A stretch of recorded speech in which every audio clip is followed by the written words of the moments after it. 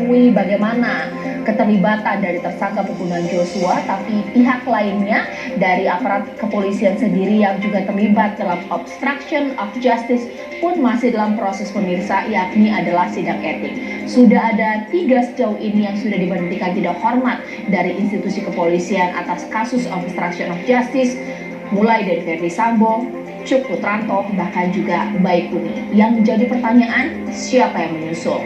Dan benarkah bahwa mereka terlibat obstruction of justice hanya dalam rangka merusak CCTV? Karena publik tidak tahu sebenarnya keterlibatan lain seperti apa. Karena sampai sekarang masih jadi misteri siapa yang menghilangkan laptop, bahkan juga handphone dari Joshua, dan juga lain-lain. Tapi sebelumnya kita simak informasi berikut ini.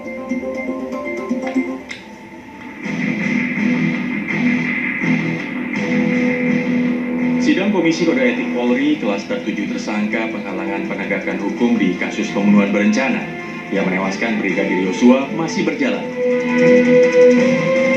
Terhadap 3 perwira Polri, putusan sidang etik sudah menjatuhkan sanksi pemecatan atau pemberhentian tidak hormat terhadap Irjen Ferdi Sambo, Kompol Cuk Putranto, dan Kompol Baikuni Wibowo. Pemecatan ketiganya diputuskan dalam sidang Komisi Kode Etik Polri yang digelar di Gedung Transnational Crime Center, Mabes Polri, Minggu lalu. Dan pada Selasa besok, rencananya Komisi Kode Etik Polri akan menggelar sidang terhadap 4 perwira polisi yang juga telah ditetapkan sebagai tersangka obstruction of justice kasus pembunuhan berencana yang menewaskan Brigadir Yosua, yakni Brigjen Hendra Kurniawan, Kombes Agus Nurpatria, AKBP Arif Rahman, dan AKP Irfan Widianto. Tak hanya masalah etik yang mengakibatkan terancamnya karir 97 anggota polisi yang terseret skenario Sambo, isu asusila di kasus Sambo hingga kini masih menjadi buah bibir di ruang publik. Usai Komnas HAM dan Komnas Anti Kekerasan Terhadap Perempuan meminta kepolisian mendalami dugaan kekerasan seksual yang menimpa Putri Chandrawati di Magelang. Akankah 4 perwira polisi yang telah menjadi tersangka obstruction of justice akan dipecat dari kepolisian seperti 3 putusan sidang etik sebelumnya? Lalu bagaimana pula dengan isu pelecehan seksual terhadap Putri di Magelang akan terbukti? Atau kasus pelecehan seksual ini masih menjadi bagian dari skenario Sambo dalam menghalang-halangi penegakan hukum dalam pengungkapan kasus pembunuhan berencana yang menewaskan Brigadir Yosua? Tim TV One mengabarkan.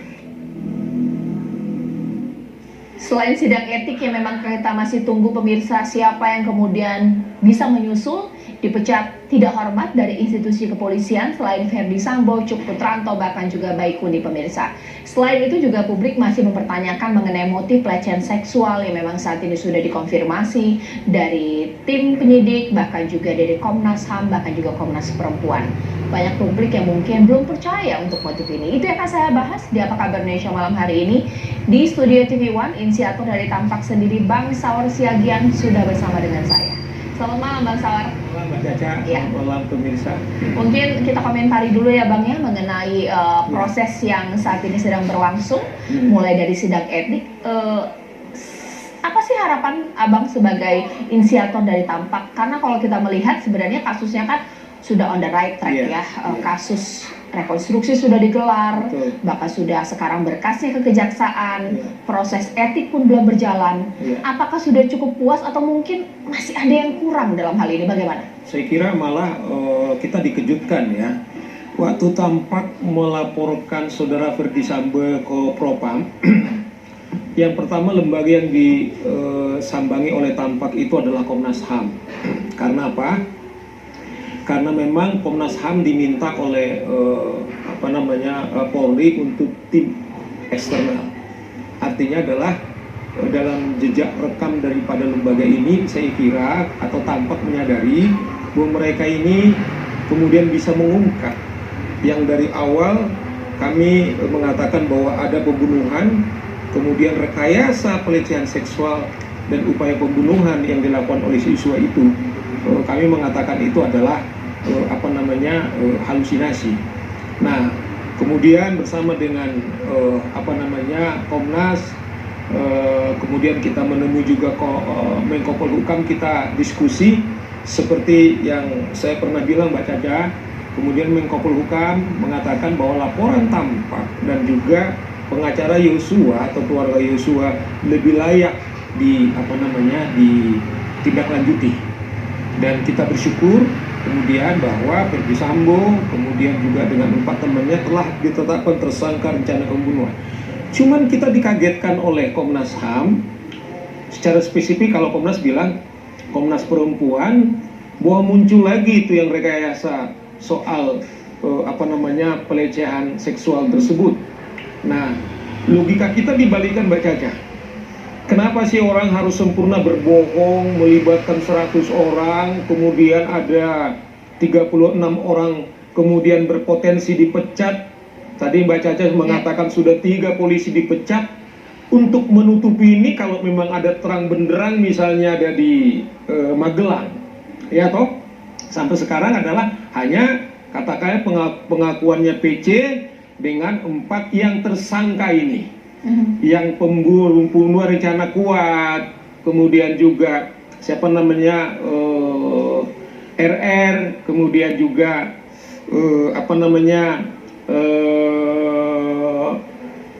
PC Putri yang mengatakan bahwa ada dugaan pemerkosaan gitu loh. Nah, tetapi yang kita bilang tidak ada bukti yang lain, tidak CCTV juga tidak ada. Bahkan sampai sekarang kalau dugaan saya Mbak Caca, kalau memang ada, sekarang HP-nya saudara Yosua itu kan sampai sekarang belum ditemukan di mana sekarang ini. Padahal kalau concernnya Komnas Perempuan Mbak Caca, itu kan berpihak kepada korban pelanggaran HAM. Komnas mengatakan ada pelanggaran HAM di mana Yosua hak hidupnya hilang. Mbak Caca, pernah nggak Komnas Perempuan berpikir ada sekarang 100 lebih ibu-ibu, istri-istri atau yang punya istri, kemudian dia kehilangan dugaan hak hidup, hak bekerja, ya toh, dan juga ada haknya ajasinya orang tuanya Yosua. Tangisan daripada ibu Yosua, Mbak Caca, dalam kearifan lokal mereka, kenapa tangisnya seperti itu? Ada tingkat-tingkat kematian dalam tradisi orang Batak. Sebenarnya ada kematian yang tidak ditangisi lagi, tapi kematian Yosua ini namanya leher putusnya, putus lehernya. Nah, leher putusnya adalah di mana dia tidak lagi bisa berketurunan setelah dia bekerja, tiba-tiba yang ada kematian. Ada kematian namanya Saur Matua. Itu tidak perlu lagi ditangisin. Inilah yang terjadi. Komnas Perempuan di mana? Bagaimana nasib anak-anak perempuan yang sekarang polisi terancam? Komnas Perempuan pernah ngomong itu, bahwa mereka sekarang terancam semua. Pernahkah kemudian Komnas Perempuan berpikir seperti hanya sibuk kemudian bahwa penundaan penahanan daripada Putri Chandra itu layak, dan kemudian juga yang membangun ada dugaan pelecehan seksual? Menurut saya ini tuduhan yang mengerikan. Itu menurut kami tampak sangat kecewa karena apa yang telah di SP3 oleh penyidik, malah Komnas Perempuan. Nah, itu yang saya bilang. Pertemuan mereka misalnya di Polda Metro, Mbak Caca, kan ada di sana beberapa pihak. Bayangkan lembaga yang sebenarnya ada orang yang terbunuh, kemudian bukan malah itu didiskusikan, tetapi mendiskusikan bagaimana LPSK memberikan perlindungan kepada Putri Chandra. Dari perspektif HAM misalnya, di mana kritisi daripada Komnas Perempuan soal pertemuan ini kan pertemuan gelap. Di situ terbukti sudah ada namanya obstruction of justice. Oleh karena itu kita minta betul penyidik Mbak Caca, semua mari. Apa pesan daripada Presiden? Harus terbuka. Misalnya katakanlah sekarang HP-nya Yosua, itu di situ kan bisa dilacak mestinya kalau ada dugaan pelecehan seks atau pemerkosaan. Kemudian itu yang kita bilang, jangan lagi dong orang sudah mati karena dia tidak punya hak membela, Anda tuduh lagi dia sesuatu yang serius karena dia tahu bahwa si yang mati ini tidak bisa membela dirinya sendiri. Ini menurut saya betul-betul tuduhan yang yang sangat menyakitkan dan menurut saya adalah pelanggaran HAM juga. Ya, baik. Pemirsa, karena memang kita kan tidak tahu sebenarnya apa pertimbangan dari institusi kepolisian memecat ketiga orang. Memang kalau Verdi Sambo sudah pasti karena menjadi otak dari pembunuhan berencana, obstruction of justice maksud saya. Tapi dengan Kompol Cuk Putranto bahkan juga dari Baikuni sendiri ketika dipecat tidak hormat, kita kan memang tidak tahu pertimbangan seperti apa. Itu yang akan saya tanya kepada Prof. Muzakir sebagai pakar hukum pidana kita. Selamat malam, assalamualaikum, Prof. Waalaikumsalam warahmatullahi wabarakatuh. Saya juga sudah melihat Komjen Purnawirawan Ito Sumardi di sini. Pak Ito, selamat malam, assalamualaikum. Selamat malam, Waalaikumsalam Mbak Caca. Ya, mungkin Bang Saur. Malam, Mas Ito, malam Prof. baik. Sebelum saya ke Prof. Muzakir, mungkin saya ke Pak Ito terlebih dahulu, Pak Ito. Sebelum kita mengenai tadi Bang Saur di sini masih menyinggung mengenai motif pelecehan seksual, mungkin kita melihat sedikit mengenai proses etik ya, Pak Ito, terhadap tersangka obstruction of justice lainnya. Publik seakan-akan bertanya-tanya di sini, Pak Ito. Apakah benar sekiranya bahwa mereka hanya terlibat dalam perusakan CCTV? Karena kan yang masih menjadi misteri saat ini, Pak Ito, masih belum terang benderang. Siapa yang membersihkan TKP, siapa yang membawa jenazah dari Joshua, siapa yang mengambil handphone, kenapa laptopnya hilang. Apakah mungkin mereka terlibat dalam hal ini juga? Pak Ito bagaimana? Baik Mbak Caca, jadi kita dalam kasus yang pelanggaran kode etik ini ada dua Mbak Caca ya. Ada dua kelompok. Satu adalah kelompok yang terlibat langsung dalam skenario. Ya, kemudian yang kedua adalah kelompok yang setelah skenario, kemudian mereka tidak tahu bahwa itu adalah skenario. Jadi mereka menjalankan satu kegiatan yang pada akhirnya mereka terjebak dengan skenario itu. Nah, orang-orang yang melakukan terlibat langsung dalam skenario itu kan kita sudah ketahui orang-orang yang memang orang dalam fungsi tersebut ya, fungsi propam. Makanya mereka diberikan satu keputusan yang memang berat ya, yaitu PTDH. Karena mereka tahu ya bahwa itu yang dilakukan adalah yang tidak benar. Tapi setelah ada skenario, kemudian dipanggillah dari fungsi-fungsi baik di Polda maupun di Polres untuk melakukan olah TKP yang sudah dirusak oleh kelompok yang pertama. Nah, disinilah memang harus dibedakan peran masing-masing daripada 97 anggota itu. Apakah dia terlibat langsung, apakah memang dia mengetahui, atau memang dia tidak mengetahui karena memang pekerjaannya itu terkait dengan masalah penanganan TKP. Jadi ini saya juga sudah berkoordinasi ya dengan kawan-kawan di Mabes Polri. Jadi mereka memang tentunya dari pihak yang sekarang sedang menjalankan juga mereka berusaha untuk menggali peran masing-masing daripada 97 orang. Tapi kalau yang kemarin di PTDH itu sudah jelas mereka yang terlibat dalam skenario yang dibuat. Jadi mereka tahu kejadian yang sebenarnya. Ya, sehingga di situ ada perbedaan-perbedaan nanti yang mungkin penjatuhan sanksinya ya Mbak. Baik. Pak Ito, kalau dari institusi kepolisian sendiri, kalau sampai dipecat tidak hormat, ini berarti kesalahannya sangat fatal, begitu ya Pak Ito ya? Ya jelas, ya kan di sana dalam kode etik itu ada 3 ya, pelanggaran ringan, pelanggaran sedang, pelanggaran berat. Kalau pelanggaran ringan itu adalah pelanggaran yang sanksinya adalah demosi. Demosi itu mungkin penundaan pangkat, ya mungkin penundaan pendidikan ya. Dan kalau pelanggaran ringan itu biasanya ditempatkan di tempat khusus ya, atau ditahan lah ya untuk itulah. Kalau pelanggaran berat itu tidak ada maaf ya, intinya PTDH. Dan itu pun nanti kalau terbukti bahwa yang bersangkutan itu dapat dibuktikan memenuhi unsur pidana, maka yang bersangkutan juga harus menjalani sidang pidana. Jadi itu yang dilakukan adalah pelanggaran yang jenis ketiga. Kalau yang kedua dan ke-1 itu biasanya tidak dikaitkan dengan masalah pidana, tapi menyangkut masalah karir yang bersangkutan aja. Baik, mungkin sekarang saya ke Prof. Muzakir. Prof, seperti kita ketahui bahwa sekarang itu memang atau Indonesia itu kan sistem peradilannya tidak dengan sistem juri ya. Tapi apakah ada relevansinya di sini Prof ketika para aparatur atau aparat yang punya prestasi gemilang sampai diberikan sanksi PTDH ini, apakah memang berat kiranya ini hanya persoalan kesalahan fatal, ataukah memang ada pengaruh dari pressure publik, kemarahan dari publik, ingin publik bahwa mereka yang terlibat dihukum seberat-beratnya itu juga menjadikan salah satu alasan? Bagaimana Prof? kalau kita lihat dari perbuatan yang dilakukan ya, tadi sebagaimana yang diuraikan oleh Pak Tito tadi, sesungguhnya itu publik tidak pressure juga tidak menjadi masalah karena itu pelanggarannya termasuk kategori pelanggaran berat gitu ya. Jadi kalau pelanggaran berat, terus kemudian dia melakukan satu perbuatan itu dan itu menjadi atensi publik, saya kira itu pertimbangan tambahan aja, pertimbangan tambahan bahwa memang pelanggarannya termasuk kategori pelanggaran berat gitu. Jadi bukan karena faktor pressure publik ya, unsur publik yang menekan dan kemudian dijadikan solusi untuk memberhentikan. Saya kira itu risikonya terlalu berat ya, karena digugat balik nanti bisa bermasalah karena pelanggarannya pelanggaran ringan dihukum berat, itu juga tidak apa istilah bahasanya, kalau digugat malah justru hancur reputasi daripada tim pemeriksa dari yang bersangkutan. Saya menduga atau saya mengkonstruksikan bahwa berdasarkan pelanggaran berat itulah dia memutus sesuatu yang proporsional dengan pelanggarannya gitu.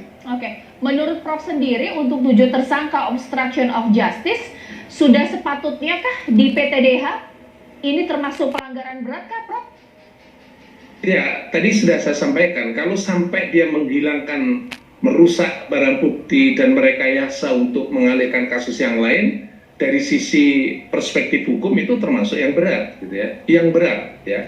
Oleh sebab itu, kalau dia terlibat dalam proses-proses itu, sebagaimana klaster yang disampaikan oleh Pak Tito tadi itu sudah tepat menurut saya adalah bahwa itu adalah pelanggaran berat dan mereka termasuk hal-hal yang terkait dengan pelanggaran berat terkait dengan obstruction of justice.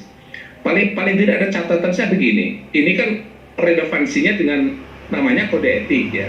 Kalau kode etik itu pintu masuk, itu masuk di dalam berikutnya adalah masuk di dalam dunia proses hukumnya atau perbuatan lawan hukumnya.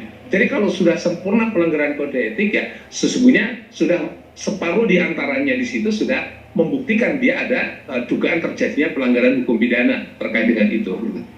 Baik, ditahan dulu Prof, ditahan dulu Pak Ito, nanti mungkin sesaat lagi saya akan bertanya bahwa yang tadi sudah diungkapkan oleh Bang Saud sendiri bahwa ada pertanyaan dari publik ketika Komnas Perempuan walaupun memang sebelumnya pelecehan seksual ini sempat tidak menjadi fokus lagi, sekarang kemudian semakin lagi mencuat ketika Komnas Perempuan membukanya dengan menyatakan bahwa dugaan Putri Chandrawati diperkosa Brigadir Joshua. Seperti apa? Sesaat lagi.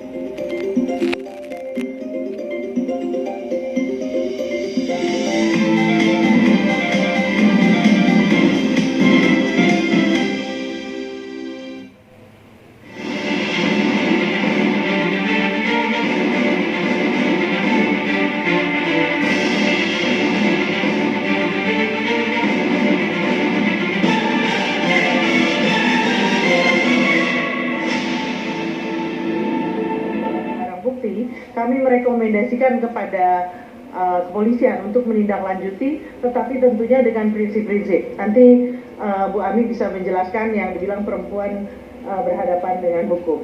Yang kedua, pembatalan penghentian penyelidikan itu adalah untuk laporan yang peristiwa tanggal 8. Karena memang dari tim Komnas HAM dan Komnas Perempuan melihat bahwa dugaan kekerasan seksual yang terjadi itu adalah di Magelang pada tanggal 7, bukan tanggal 8. Nah ini yang belum diselidiki oleh pihak kepolisian. Itu dari saya, silakan Mami. Iya, terima kasih. Untuk tadi ya pertanyaannya, saya menambahkan yang disampaikan Ibu Sandra, yang dihentikan itu adalah laporan pelecehan seksual pada tanggal 8. Sedangkan dari proses tim gabungan Komnas Perempuan dan Komnas HAM yang kami meminta keterangan dari Ibu P, kemudian dari S, itu ada dugaan atau bisa menjadi petunjuk awal untuk penyelidikan kekerasan seksual di Magelang pada tanggal 7. Juga kami juga merekomendasikan agar hasil asesmen yang dilakukan oleh tim psikologi klinis maupun oleh LPSK menjadi bahan untuk menyelidiki lebih lanjut terkait dengan dugaan kekerasan seksual di Magelang. Teknisnya tentunya itu menjadi kewenangan dari penyelidik. Yang harus diingat bahwa tindak pidana kekerasan seksual itu bukan delik aduan. Yang kami temukan ya di Magelang bukan delik aduan, sehingga penyelidik berdasarkan keterangan awal atau petunjuk awal bisa melakukan pemeriksaan menjadi lebih jelas. Mengapa ini penting? Kepentingan pemeriksaan dugaan kekerasan seksual di Magelang ini menjadi penting pertama untuk pemenuhan hak atas kebenaran dan hak atas keadilan bagi Ibu P sendiri ya yang terduga sebagai korban. Kemudian yang kedua menjadi juga hak atas keadilan bagi Brigadir J terkait kasus dugaan kekerasan seksual itu sendiri. Jadi kalau ditanya bagaimana, ya kami merekomendasikan berdasarkan keterangan atau petunjuk awal dari keterangan IP, R, kemudian juga hasil asesmen psikolog ya baik yang dari tim psikolog klinis maupun dari LPSK itu bisa menjadi petunjuk awal untuk melakukan pemeriksaan lebih lanjut. Ya, itu yang akan kita bahas pemirsa di segmen ini. Mungkin pertama kali saya tanya kepada Pak Ito. Pak Ito, mengenai dugaan pelecehan seksual ini kan seakan timbul tenggelam ya, sempat mencuat, tapi kemudian tidak menjadi fokus, sekarang dihidupkan lagi oleh Komnas HAM, bahkan juga Komnas Perempuan. Tanggapan Pak Ito seperti apa? Ya, yang pertama Mbak, kalau di Duren 3 itu definitely ya, udah pasti itu tidak benar. Kenapa? Karena kan dari hasil rekonstruksi, Brigadir Joshua almarhum itu kan ada di luar, dipanggil ya pada saat saudara FS dengan yang lain-lainnya ada di dalam. Jadi nggak mungkin kan ada pelecehan. Jadi memang udah tepat di SP3 kan. Kemudian yang di Magelang ya, saya mencoba melihat dari dua aspek. Pertama aspek normatif, yang kedua adalah dari aspek logika.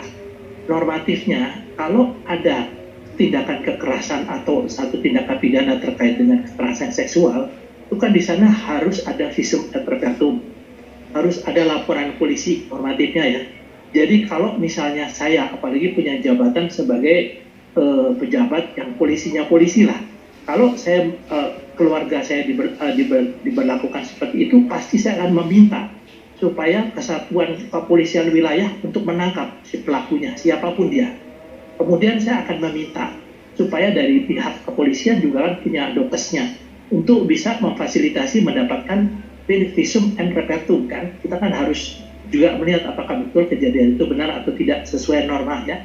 Kalau dari segi logika Mbak, ini sekarang peristiwa Magelang kan nyambung sampai ke Saguling. Di Saguling kita sudah melihat bahwa dari CCTV yang ada itu pada saat Pak FS masuk bertiga bersama ajudan dan dari anggota dokes ya untuk PCR. Kemudian disusul rombongan ibu PC dengan termasuk almarhum. Dan masuknya kan santai. Kalau saya jadi orang yang istilahnya tahu istri saya diperlakukan dengan tidak senonoh, mungkin begitu masuk pintu pagar udah saya lakukan tindakan kekerasan. Logikanya kan. Tapi ini kan sampai kemudian setelah semua di PCR, kemudian ibu PC keluar dengan tenang, diikuti oleh almarhum juga, kemudian baru Bapak FS keluar, tiba-tiba kemudian masuk ke tempat Duren 3 yang tidak terlihat di CCTV. Secara logika, kalau orang dalam keadaan marah besar, itu tidak mungkin ada tiba-tiba dia saat di dalam rumah pribadinya itu dia tidak apa-apa, tidak ada apa-apa, tiba-tiba di rumah yang Duren 3-nya dia memuncak kemarahannya. Padahal kan menurut cerita itu dilapori kejadiannya di Magelang yang ada tenggang waktu dari Magelang sampai ke rumah Saguling. Nah itu analisa saya dari aspek normatif maupun juga dari logika Mbak. Saya kira mungkin penyidik juga pasti akan, penyidik tim sus ini kan mereka sudah pengalaman. Tentunya yang disarankan oleh Komnas HAM dan Komnas Perempuan, itu saya dengar tadi penyelidikan ya. Tentunya kalau penyelidikan itu kan boleh saja ada satu yang harus dilakukan orang bercerita, tapi sebelum ini naik ke penyidikan, kalau sudah naik penyidikan ya mungkin sudah ditemukan alat bukti, tapi sudah dibantah oleh tim sus bahwa di Magelang tidak ada CCTV ya. Kemudian tidak ada laporan polisi dan juga tidak ada permintaan visum et repertum. Nah, nanti ini adalah tugas penyidik untuk memutuskan apakah peristiwa di Magelang apa betul terjadi tindak pidana perkosaan. Saya kira itu mungkin analisa saya, Mbak Caca ya. Kalau Bang Saur sendiri sepakat tidak dengan logika apa yang disampaikan Pak Ito? Saya kira betul apa yang dikatakan oleh Mas Ito, di samping beliau secara akademis memang mempelajari itu, tapi dia adalah seorang serse, seorang kabar eskrim gitu ya. Nah, tambahan apa yang dikatakan oleh Mas Ito, coba bayangkan di tanggal 7 itu kan si Putri masih posting Yosua itu yang sedang setrika baju anak-anaknya gitu ya. Coba pertanyaan kita, logik nggak seorang pemerkosa yang dibilang kemudian masih ada relasi hubungan yang seperti itu gitu ya. Itulah pertanyaan kita. Nah, kalau kita ingat dulu Mbak Caca kan, begitu rekayasa itu mereka lakukan yang tanggal 8 yang di Duren 3, mereka itu menyambangi semua lembaga-lembaga. Ya toh, baik juga ada beberapa anggota DPR, ada pemimpin redaksi, bahkan di Dewan Pers juga dulu goncang. Sampai sekarang kalau Prof. Hermawan Sulistyo kan mengatakan dana juga masuk ke Dewan Pers. Cuman pertanyaannya adalah bagaimana pembagian daripada duit, yaitu melalui penasehat Polri, yaitu siapa namanya yang sudah dipecat itu. Nah, sementara kan waktu di Jakarta, Putri ini kan nggak pernah mau diperiksa. Selalu alasannya itu yang mungkin dikutip oleh Komnas Perempuan, karena dia dalam keadaan tergoncang. Padahal faktanya adalah dia sedang merencanakan untuk melakukan pembunuhan. Nah, maksud saya adalah sangat tidak masuk. Masa orang sudah sempurna dengan suaminya merancang pembunuhan secara berencana, melibatkan katakanlah tim merah putih hampir 100, yang saya bilang tadi itu, nasib mereka ini bagaimana? Ya. Sementara ibunya, kalau fokus saya hanya ragu begini Mbak Caca, Komnas Perempuan ini menurut saya melampaui, dan sensitivitas keperempuanan mereka seakan-akan dengan laporan ini direpresentasikan bahwa karena ini perempuan identik dengan korban. Saya malah itu yang saya bilang Mbak, dengan cara-cara Komnas Perempuan seperti ini, saya ulangi lagi Mbak Caca, ada 100 yang punya istri, kalau sebagian mereka ini terancam perempuan-perempuan, saya hanya fokus saja gender. Tetapi yang punya anak juga terancam anaknya, akibat karena masih melindungi saudara Putri Chandra ini. Ini yang kita ingatkan kepada Komnas Perempuan. Malah saya lihat adalah Komnas Perempuan inilah yang melakukan obstruction of justice gitu. Karena apa? Sudah terang benderang dulu tidak ada pelecehan seksual, sudah sangat ini, kemudian juga di Salatiga juga sudah diperiksa, tiba-tiba diminta lagi. Tetapi Mbak Caca, kita kemudian jangan juga terjebak, karena itu bentuk rekomendasi Komnas Perempuan atau Komnas HAM tidak punya hak untuk penyelidikan. Mereka itu sebenarnya dalam konteks ini hanya pemantau sebenarnya, cuman itu meminta mereka untuk eksternal, untuk melakukannya sebenarnya. Baik, mungkin saya sekarang ke Prof. Muzakir terlebih dahulu. Prof, sekiranya dengan kejanggalan yang tadi sempat disampaikan oleh Pak Ito sendiri, kalaulah memang benar ada dugaan pelecehan seksual, masih ada kejanggalan dengan tenangnya mereka kembali dari Magelang ke Jakarta. Sekiranya Prof, nanti di pengadilan, hal ini bisa dibuktikan tidak ada atau tidak dugaan pelecehan seksual ini, sementara pelakunya kan sudah tidak ada, Prof. Jadi ini yang jadi masalah tadi sudah dibahas bahwa kalau pelakunya itu sudah meninggal, kan mestinya proses hukum itu tidak berlanjut ya. Tapi ini urusannya bukan proses hukum berlanjut atau tidak berlanjut ya. Urusannya adalah ada tidak tindakan pelecehan seksual itu. Saya catat bahwa dulu Komnas Perempuan itu pernah juga belum apa-apa sudah menyimpulkan terjadi dugaan pelecehan seksual. Ini yang di tanggal 8 ya, itu tiba-tiba melontarkan itu gitu ya. Jadi ketika dikejar-kejar ternyata ujung terakhirnya adalah tidak ada. Nah, yang jadi pertanyaan pokok adalah kalau benar tanggal 7 ada pelecehan seksual yang disimpulkan sebagai tindak pidana pemerkosaan, terus kemudian di tanggal 8 itu terjadi pelecehan seksual yang itu ternyata nihil. Gitu. Ini pertanyaan pokok adalah pelecehan seksual yang di tanggal 8 itu pelecehan seksual yang seperti apa yang dilaporkan, dan tiba-tiba lahir lagi pelecehan seksual yang tanggal 7. Nah, ini pertanyaan hukumnya, secara hukumnya, kalau pelecehan seksual itu maknanya luas ya, hanya ucapan kata-kata, pegang-pegang saja, atau tadi sudah mengarah kepada pemerkosaan. Kalau itu benar pemerkosaan, tanggal 7 terjadi pemerkosaan, kenapa yang dilaporkan itu tanggal 8 yang hanya pelecehan seksual? Ini juga janggal, seharusnya sesuatu yang berat itulah yang dilaporkan. Dan kemudian dia menawarkan diri atau meminta tadi seperti yang disampaikan Pak Ito tadi bahwa haruslah dibuat visum et repertum. Benar nggak itu sidik jarinya tersangka dan sebagainya, itu mestinya harus dilakukan gitu. Tapi kalau tidak ya menurut pendapat saya ya, penyidik polisi mungkin baru bolehlah melakukan penyelidikan, tapi kalau tidak ada jangan dipaksakan. Tapi yang dicatat juga dalam hal Komnas HAM merekomendasikan sebaiknya dia akan menggunakan namanya scientific crimes investigation. Nah, saya tertarik juga tuh, ini bagus juga. Jadi karena kesaksian sudah direkayasa sedemikian rupa, proses hukum sedemikian rupa direkayasa, alat bukti dihilangkan dan sebagainya. Nah, sekarang yang dikedepankan adalah scientific crime investigation. Tetapi tiba-tiba sekarang rekomendasi Komnas HAM adalah hanya satu orang saksi dan pengakuan tersangka begitu, pengakuan korban gitu. Jadi kok nggak logik ya dari apa rekomendasi dari Komnas HAM gitu. Tapi Komnas HAM juga merekomendasikan pada saat itu ini Komnas Perempuan begitu.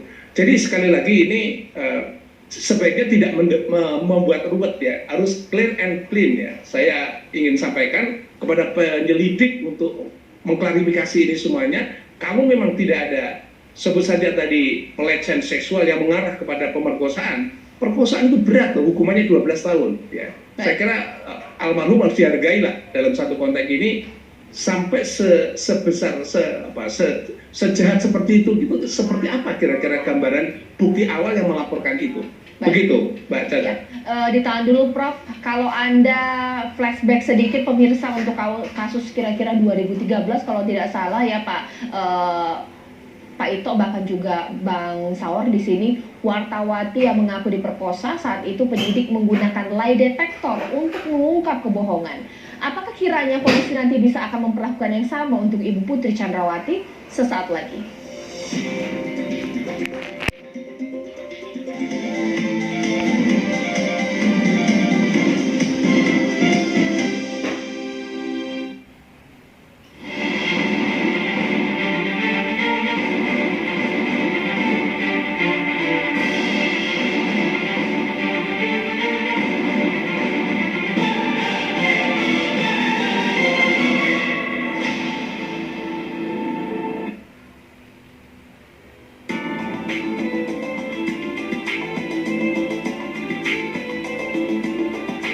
Sebelum nanti kita menganalisis mengenai dugaan pelecehan seksual, kita lihat lagi ini peran 7 tersangka obstruction of justice pemirsa, yang mana besok sidang etik akan kembali dilanjutkan.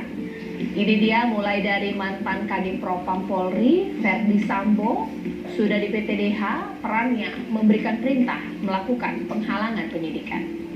Lalu ada mantan Karopaminal Propam Brigjen Hendra Kurniawan. Dia juga memberi perintah untuk lakukan penghalangan penyidikan, sidangnya belum dilakukan. Selain itu juga Kombes Agus Nurpatria, mantan Kaden Ropaminal, ini juga sama dengan melakukan perintangan terhadap penyidikan. Sementara untuk pergantian CCTV, AKBP Irfan Widianto, AKP Irfan Widianto, saya revisi, sidangnya juga belum digelar. Sementara itu pemirsa, Kompol Baikin Wibowo ini sudah di PTDH atau dipecat tidak hormat karena terbukti memindah, mentransmisi atau merusak CCTV. Bahkan juga mantan Kasubag Audit Kompol Cuk Putranto pun juga sudah di PTDH atau dipecat tidak hormat, masih terkait kerusakan CCTV. Selain itu ada AKBP Arif Rahman, sidangnya belum dilakukan, mantan Wakaden Ropaminal.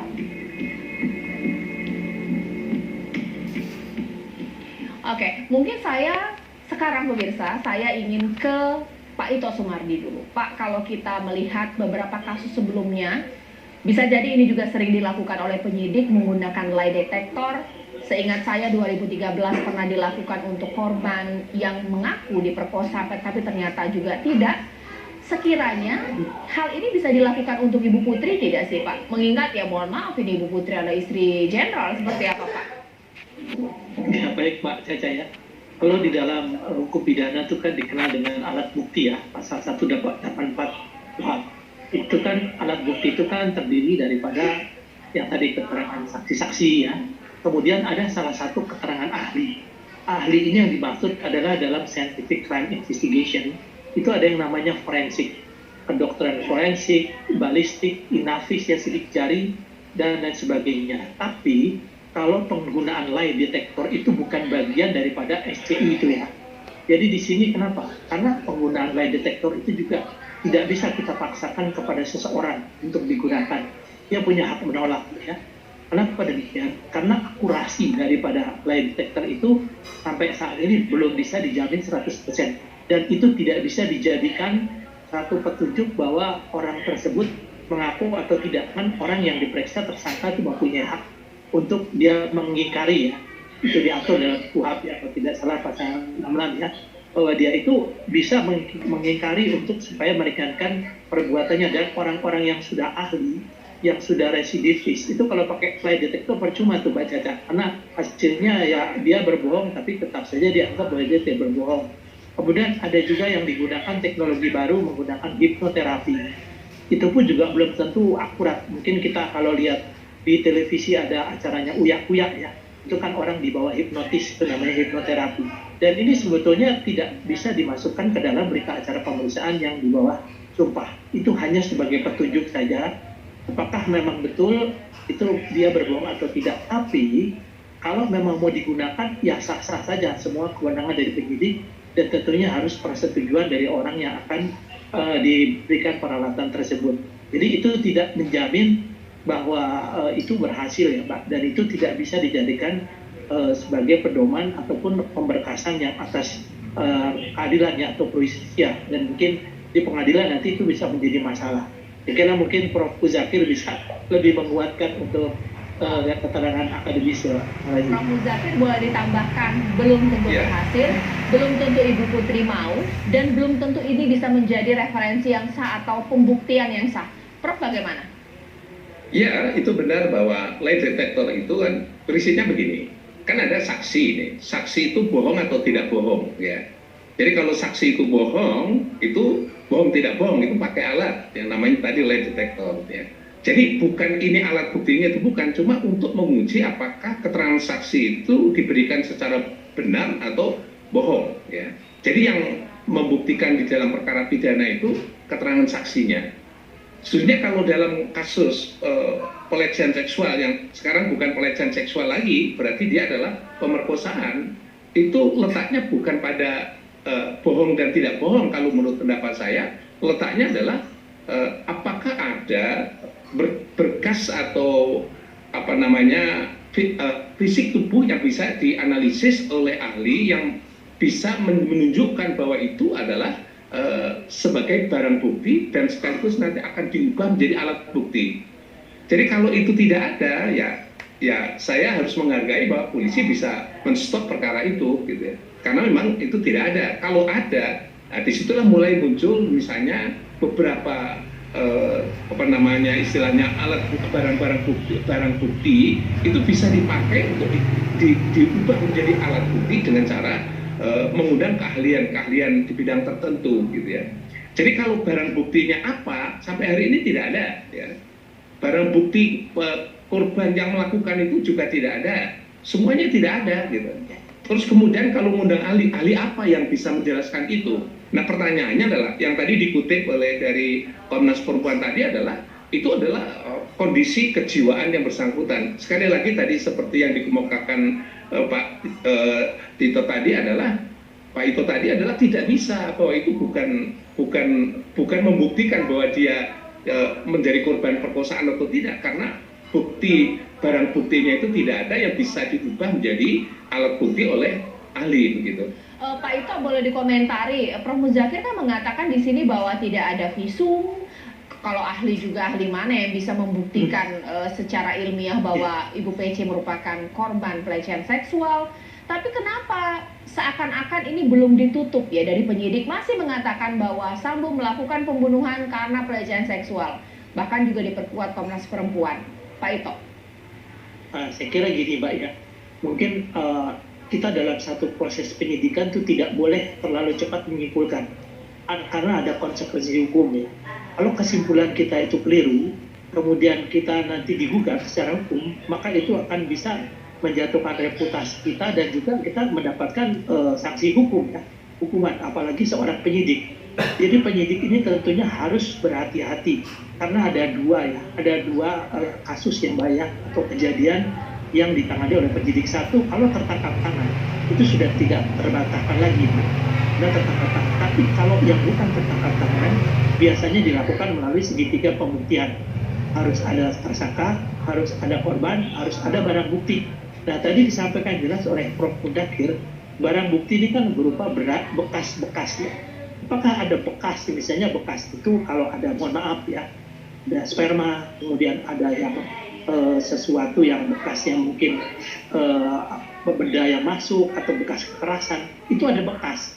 Tapi kalau bekasnya tidak ada, yang tidak dibuktikan melalui tertentu, siapa yang bisa menentukan bahwa terjadi kejadian itu? Nah, tapi ini kan sudah direkomendasikan karena kita tentu kasus ini kan dibantu dengan dari pengawas internal yaitu Komnas HAM.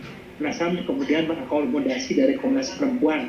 Ya boleh-boleh saja rekomendasinya, tapi penyidik kan menyangkutkan penyelidikan, ya beda penyelidikan dengan penyidikan. Kalau penyidikan itu sudah harus dikirim SPDP-nya ke jaksa penuntut umum dan sudah ada unsur pidana yang ditemukan, yang disangkakan. Tapi kalau penyelidikan kan belum. Orang boleh saja berdalih apapun juga, tapi penyelidikan ini tentunya kalau kita mengejar batas waktu daripada pengajuan berkas ini, saya yakin penyidik-penyidik dari tim sus akan seregar memutuskan apakah ada betul kejadian perkosaan di sana, supaya tidak menjadi tadi memperpanjang atau membuat perberkasan ini menjadi lama waktunya. Demikian Mbak Caca. Bang Saud sendiri seperti apa? Ya serba salah juga, penyidik menyimpulkan dengan terburu-buru juga nggak boleh, karena bisa nanti menimbulkan konsekuensi hukum berkelanjutan. Tapi juga kalau ini kita gulir dugaan pelecehan seksual, terluka juga keluarga kalau memang tidak benar. Bagaimana Bang Saud? Iya, makanya saya bilang agak lazim ya kalau kita lihat pemerkosaan itu di tempat yang agak umum ya, semua ada di situ ajudannya. Ya atau tadi maaf Mas Ito sudah menyinggung yang agak lebih sensitif soal wanita ya. Kemudian apakah ada sperma dan lain sebagainya, kita juga tidak mau. Tapi kan kalau kita bicara hukum kan bicara fakta. Tapi tadi Mbak Caca misalnya menyebutkan setidaknya ada 7 sekarang obstruction of justice. Yang saya tahu, nanti Mas Ito atau Prof. Muzakir, concern daripada Komnas Perempuan itu sebenarnya Mbak Caca itu kepada korban. Ada seorang wanita kemudian melahirkan seorang anak karena emang dia hak perempuan juga untuk berketurunan, dan yang telah merawat anak ini, membesarkan dia, mengandung 9 bulan, menyekolahkan dia, kemudian tiba-tiba pas mekar-mekarnya kemudian dimatiin. Pernah nggak Komnas Perempuan kemudian berempati? Padahal tugas mereka itu dulu yang pertama gitu. Yeah. Mereka si ibu ini kemudian tidak lagi mengajar karena psikologisnya sangat labil. Kemudian saya bilang tadi itu ada, karena kita kan saya bicara Putri, kan dia ikut merencanakan pembunuhan. Ada 7 orang sekarang ini. Bagaimana hak ajasi hidup anak-anak dan istrinya? Saya nggak bicara perempuan. Kemudian juga bagaimana hak ajasi yang 100 orang terancam. Nah Mbak Putri, tapi dengan cara kebohongan seperti ini akan ada lagi terancam hak ajasinya, karena kemungkinan akan berpotensi untuk dibawa. Baik. Nah, oleh karena itu saya pikir jangan juga begini sebagai terakhir Mbak Putri. Jangan karena misalnya dilaporkan kepada Komnas Perempuan, selalu Komnas Perempuan karena ini konsep gender, kemudian dia korban harus ditindaklanjuti.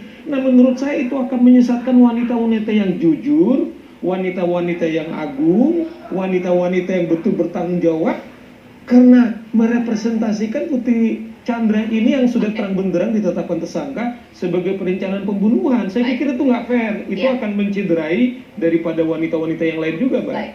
Terima kasih Bang Saur, kita tunggu dan kita terus kawal bagaimana kasus ini akan bergulir. Terima kasih Pak Ito, terima kasih Prof. Muzakir. Kita tunggu proses selanjutnya. Besok ada sidang kode etik pemirsa untuk tersangka obstruction of justice lainnya. Sesaat lagi sejumlah informasi lainnya tetap akan saya hadirkan untuk Anda, di antaranya kasus polisi tembak polisi di Lampung.